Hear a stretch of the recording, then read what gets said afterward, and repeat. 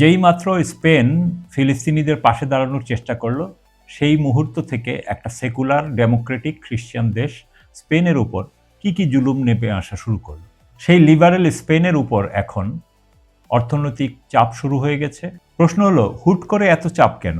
সুপ্রিয় দর্শক, খবর সংযোগের বিশেষ আয়োজনে আপনাদেরকে স্বাগতম। আপনাদের সঙ্গে রয়েছি আমি আহমদ আতিক। আমাদের অনুষ্ঠানটি আপনারা পৃথিবীর কোন প্রান্ত থেকে দেখছেন কমেন্টে জানান। আমরা আপনার মতামত শুনতে চাই। চলুন তাহলে আজকের অনুষ্ঠান শুরু করি। একটা জিনিস খেয়াল করুন, যেই মাত্র স্পেন ফিলিস্তিনিদের পাশে দাঁড়ানোর চেষ্টা করলো, সেই মুহূর্ত থেকে একটা সেকুলার ডেমোক্রেটিক খ্রিস্টান দেশ স্পেনের উপর কি জুলুম নেমে আসা শুরু করলো। মিশর সীমান্ত সংলগ্ন উপত্যকার যে স্বাধীনতাকামী সংগঠন, হ্যাঁ, তাদেরকে স্বাধীনতাকামী মনে করে না, কিন্তু এরা ওই অঞ্চলে কোনো অস্ত্রও দেয় না। এরা কেবল জেনোসাইড রেজিমের বিরুদ্ধে কথা বলছে। সেই লিবারেল স্পেনের উপর এখন অর্থনৈতিক চাপ শুরু হয়ে গেছে, আইসোলেটেড করার কথা চলছে।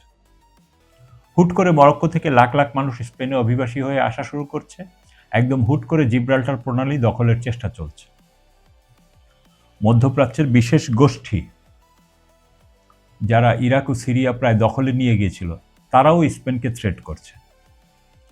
ইন্টেলিজেন্স সোর্স বলছে তারা সেইখানে বড় ধরনের সন্ত্রাসী কার্যক্রম চালানোর চেষ্টা করছে। স্পেন কিন্তু মরক্কোর অভিবাসীদের উপর ফোর্স প্রয়োগ করে হাজারে হাজারে মানুষ মেরে ফেলতে পারত, কিন্তু তারা তা করেনি। তাদের ভালোভাবে ফিরে যেতে বলেছে, ফিরে যাওয়ার জন্য অনুরোধ করছে। কিছু সোর্সে শোনা যাচ্ছে লোকাল পুলিশও বেশি সহযোগিতা করছে না। প্রশ্ন হলো, হুট করে এত চাপ কেন? এদের না আছে ইসলাম বিপ্লবের সঙ্গে সম্পর্ক, না এরা প্রতিরক্ষের কেউ, শুধুমাত্র ইসরায়েলের পরিচয় তুলে ধরছে এদের নেতৃত্ব পর্যায়ের লোকেরা। আর এ কারণেই চারপাশ থেকে সব চাওস স্পেনে শুরু হয়ে গেছে।